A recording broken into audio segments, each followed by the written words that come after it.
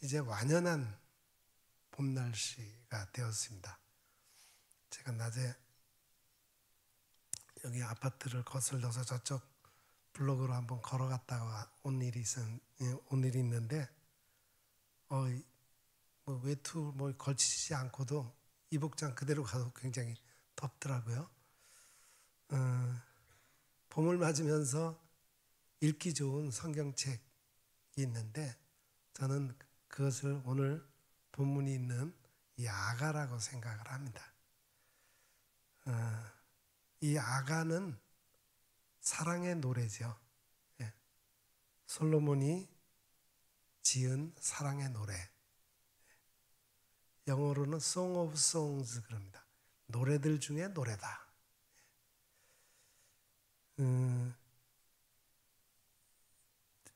아가 2장 10절에서 14절을 제가 한번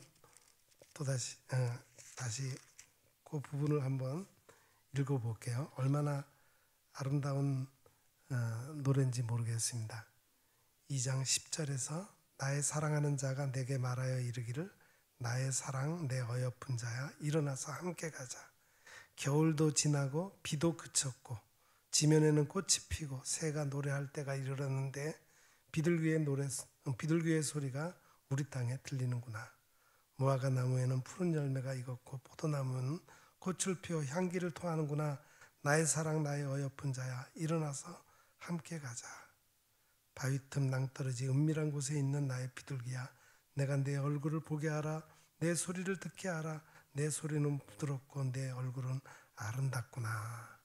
정말 이런 표현이 있을까 할 정도로 정말 아름다운 그런 사랑의 노래입니다. 나의 사랑 내 어여쁜 자야 일어나서 함께 가자.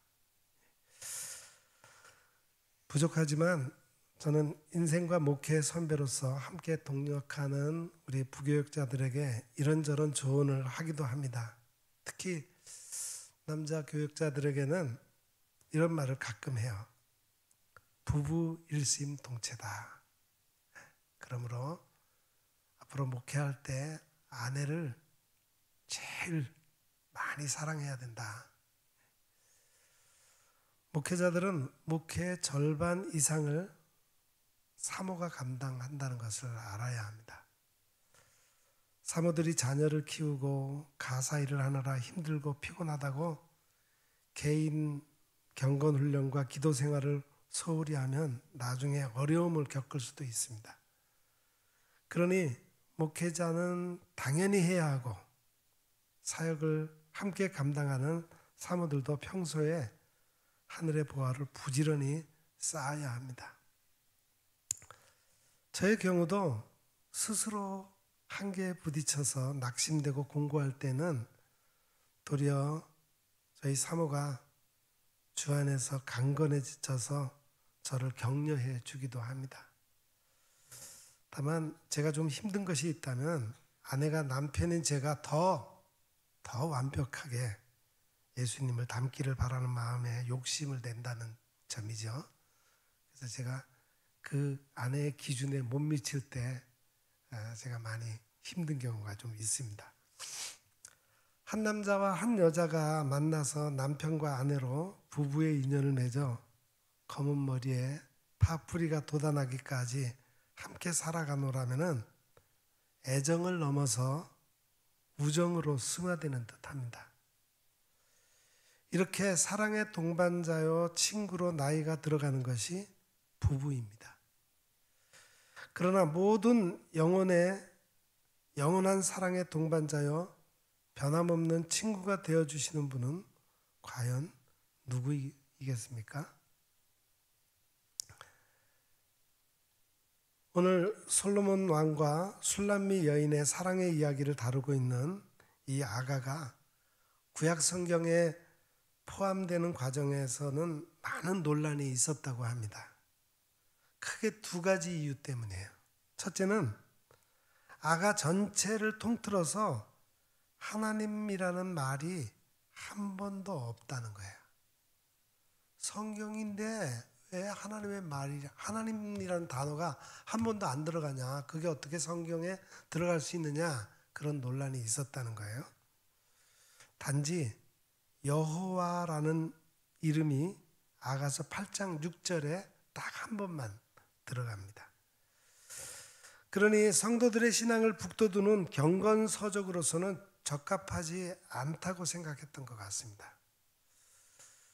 두 번째 이유는 아가의 말과 이야기들이 어떻게 보면 굉장히 선정적이기 때문이에요. 여러분도 이 아가서 전체를 쭉 읽어보셨겠지만 중간중간에 좀 이거는 좀 과한 표현이 아닌가? 너무 적나라한데? 하는 그런 단어들이 나옵니다. 유방, 입술, 입맞춤, 넓적다리, 배꼽 이런 신체 부위를 들어서 그것이 어떻다 이렇게 설명하는 부분을 보면은 좀 선정적이다 그렇게 생각을 할 수가 있어요. 그러니 아가를 육신의 생각에 따라서 읽게 되면은 청춘 남녀 간의 핑크빛 사랑의 편지, 연애 편지 정도로 오해하기가 쉽습니다. 자, 그럼에도 교회 지도자들이 아가를 구약 성경에 포함시켜야 한다고 결론을 내린 이유가 있습니다.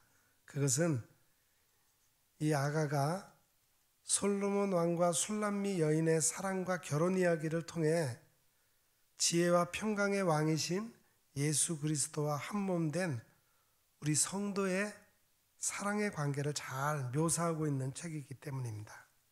그래서 이 아가는 예수님과 교회의 사랑 이야기다 이렇게 해석을 했을 때 그 사랑이 이렇게 깊고 오묘하고 좋은 것이구나 하는 것을 성도들이 이해하게 된다는 거죠.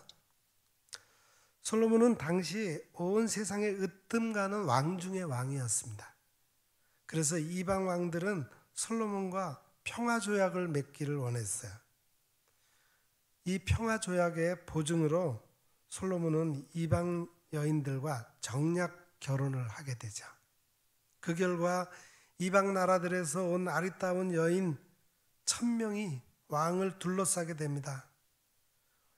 열왕기상 11장 3절에 보면은 왕은 후궁이 700명이요 첩이 300명이라 그의 여인들이 왕의 마음을 돌아서게 하였더라 그렇게 돼 있어요.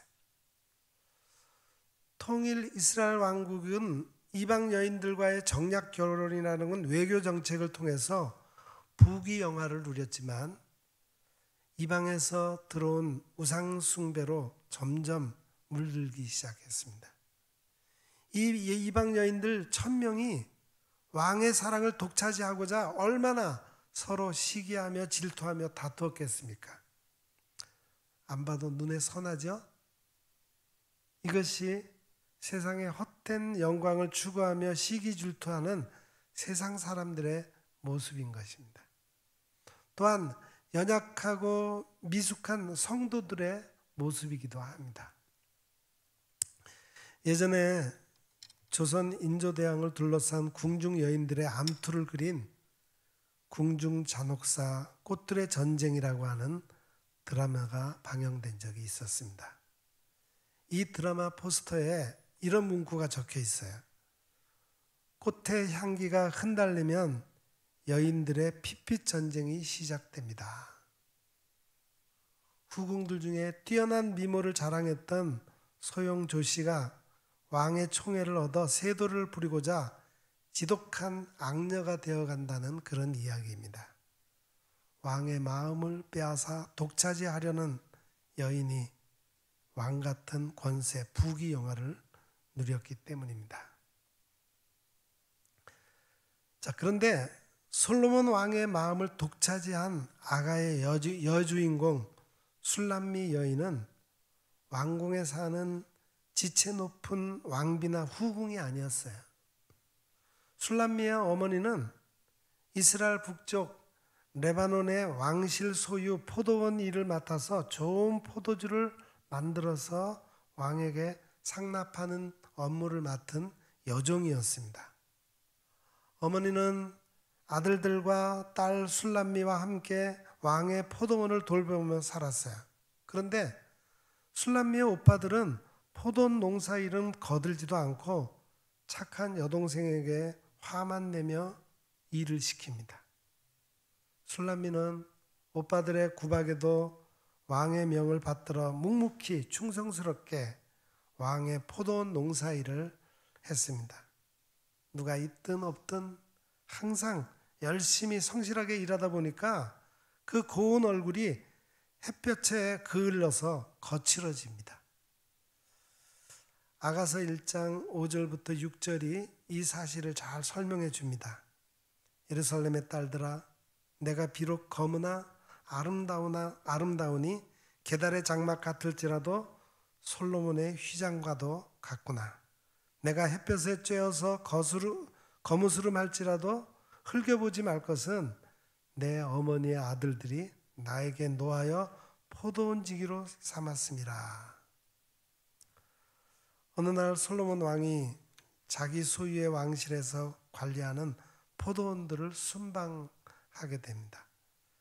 레바논의 왕실 포도원에 방문했을 때 왕의 명을 받들어서 열심히 농사를 짓느라 고생하며 검게 탄 술람미 여인의 모습을 본 왕은 그녀에게 송두리째 마음을 빼앗기고 맙니다. 그래서 술람미 여인을 보고 이런 사랑의 고백을 합니다. 오늘 본문 8절에서 10절까지죠. 왕비가 60명이요 후궁이 80명이요 시녀가 무수하되 내 비둘기 내 완전한 자는 하나뿐이로구나. 그는 그 어머니의 외딸이요 그 낳은 자가 귀중하게 여기는 자로구나. 여자들이 그를 보고 복된 자라 하고 왕비 후궁들도 그를 칭찬하는구나. 아침빛같이 뚜렷하고 달같이 아름답고 해같이 맑고 깃발을 세운 군대같이 당당한 여자가 누구인가. 솔로몬이 완전히 술람미 여인에게 빠져서 이렇게 노래하고 있습니다. 솔로몬은 처첩이 1000명이나 됐어요.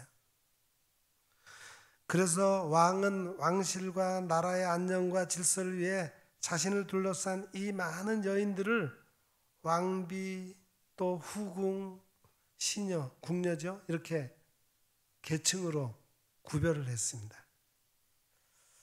첫 번째는 무수한 시녀는 평강의 왕 그리스도의 주변에 거하는 성도들을 비유한다고 할 수 있습니다.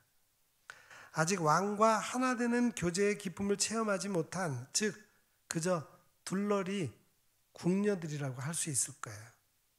많은 성도들이 이 성전의 뜰, 즉 왕궁의 뜰 수준의 피상적인 신앙생활로 만족합니다. 두 번째 계층은 80명의 후궁입니다. 왕이 가끔 그 마음의 처소를 찾아가는 성도들이에요. 주님의 사랑을 부분적으로 깨달아 누리는 성소에 머무는 성도라고 할 수 있습니다. 세 번째는 본문에 나오는 60명의 왕비입니다. 왕궁에서 가장 지체 높은 여인들이죠. 왕과 정식으로 결혼한 여인들입니다. 지존자의 은밀한 처소, 왕궁에 거하는 신령한 영적 교제를 누리는 소수의 성도들이라고 할 수 있을 것입니다. 사도 바울도 고린도전서 2장 3장을 통해서 교회 안에 세 종류의 성도들이 있다는 것을 얘기하고 있어요. 곧 그리스도의 신부들이 있다고 했습니다. 첫째는 육에 속한 사람, 즉 명목상의 성도들입니다. 이들은 성령의 일들을 받지 못하고 주님과의 친밀한 영적 교제의 삶을 어리석게 보는 불신자와 별 다를 바가 없는 명목상의 그리스도인입니다. 두 번째는 육신에 속한 성도가 있다는 거예요. 즉 시녀와 같은 성도들입니다. 예수 그리스도를 영접했지만 아직 젖과 같은 말씀의 양식을 먹어야 하는 영적 어린아이 같은 성도들입니다. 세 번째는 신령한 성도가 있다 그랬어요. 즉 후궁이나 왕비 같은 성도들이죠. 그리스도의 마음을 본받아 주님과 친밀한 사랑의 교제를 사모하며 살아가는 성도들을 말합니다. 아가는 그리스도의 예표인 솔로몬 왕이 포도원을 방문했다가 자신의 마음을 송두리째 빼앗은 술람미 여인을 만나 최고의 아내, 왕비 중에 왕비로 삼는 그런 이야기입니다. 그래서 아가서 4장 9절은 이 보잘것없는 술람미 여인이 왕의 마음을 빼앗은 사실을 이렇게 표현했습니다. 내 누이, 내 신부야, 내가 내 마음을 빼앗았구나. 내 눈으로 한 번 보는 것과 내 목의 구슬 한 꿰미로 내 마음을 빼앗았구나. 1000명의 여인들, 즉 예수 그리스도를 믿는다고 하는 많은 성도들 중 왕 대신 주님의 마음을 완전히 사로잡은 성도는 포도원에서 일하는 술람미 여인 한 사람이었다는 거예요. 그래서 왕은 내 비둘기, 내 완전한 자는 하나뿐이구나 라고 감탄하며 열렬한 사랑에 빠지게 됩니다. 이와 비슷하게 성경에 보면은 만왕의 왕의 마음을 송두리째 빼앗은 여인이 하나 더 있습니다.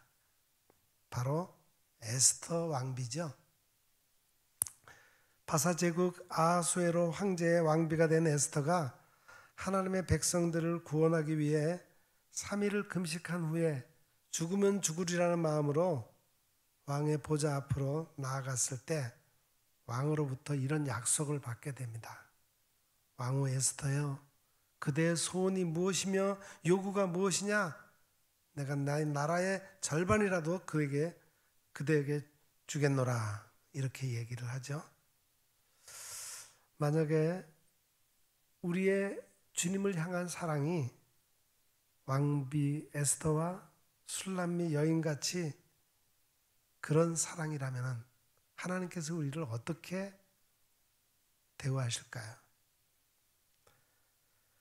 우리의 믿음이, 우리의 사랑이 하늘 보좌에 앉으신 만왕의 왕의 마음을 사로잡을 만한 중심으로 인정받게 된다면 진실로 무엇이든지 우리가 요구하는 것 다 하나님께서 응답해 주실 그런 권세를 얻게 될 것입니다. 예수님이 말씀하셨습니다. 너희가 내 안에 거하고 내 말이 너희 안에 거하면 무엇이든지 원하는 대로 구하라. 그리하면 이루리라. 사랑하는 성도 여러분, 술람미 여인처럼 에스더처럼 내 비둘기, 내 완전한 자는 하나뿐이로구나 이렇게 주님께 인정을 받을 수 있다면 얼마나 큰 영광이겠습니까? 이제 봄이 되었습니다. 우리의 마음을 주님 앞에 활짝 열고 주님이 우리를 보실 때 아, 그래, 내 사랑하는 내 어여쁜 자야, 일어나 나와 함께 가자 이렇게 손을 잡고 우리를 이끄시고 내가 너에게 무엇이라도 다 내가 요구하는 거 다 주겠다 이렇게 응답하실 만한, 인정해 주실 만한 그런 주님을 사랑하는 우리 성도들이 다 될 수 있기를 간절히 기원합니다. 그래서 날마다 우리의 마음을 향유옥합처럼 깨뜨려 주님께 드림으로 어린 양의 아내, 왕같은 제사장으로 승리하는 삶을 살 수 있기를 간절히 기원합니다. 기도하겠습니다.